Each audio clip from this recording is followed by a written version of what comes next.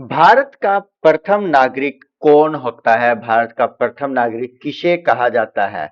चलिए जानते हैं हम थोड़ा भारत के प्रेसिडेंट के बारे में, यानी कि प्रेसिडेंट ऑफ इंडिया के बारे में यदि हम जाने, जो कि संविधान के अंदर यानी कि जो हमारा कॉन्स्टिट्यूशन है, कॉन्स्टिट्यूशन के भाग 5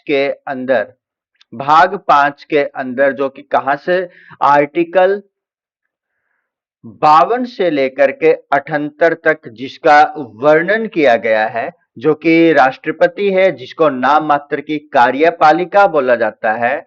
नाम मात्र की कार्यपालिका कार्यपालिका जिसको कहा जाता है, और जो ये है इसी को देश का संवैधानिक प्रधान, देश का संवैधानिक प्रधान भी किसको बोला जाता है?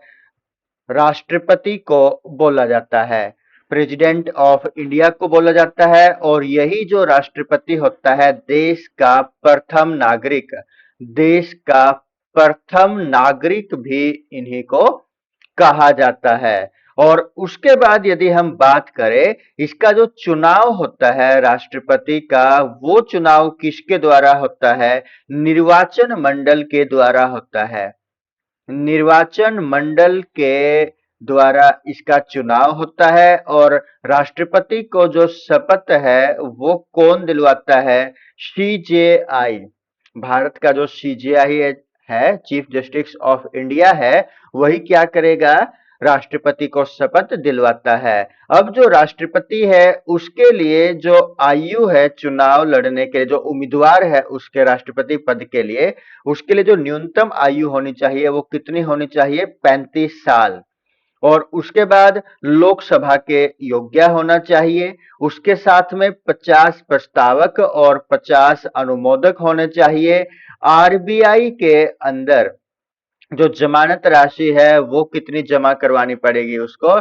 15,000 रुपए उसको आरबीआई के अंदर जमानत राशि के रूप में जमा करवाने होते हैं। तो अब आपके लिए बिल्कुल आसान प्रश्न बन जाता है, भारत का प्रथम नागरिक कौन होता है? आपके ऑप्शन है सीजेआई, प्रधानमंत्री, राष्ट्रपति या उपायुक्त। आपका उत्तर कौन सा है इनमें से? आप आवश्यक कमेंट करें। धन्यवाद।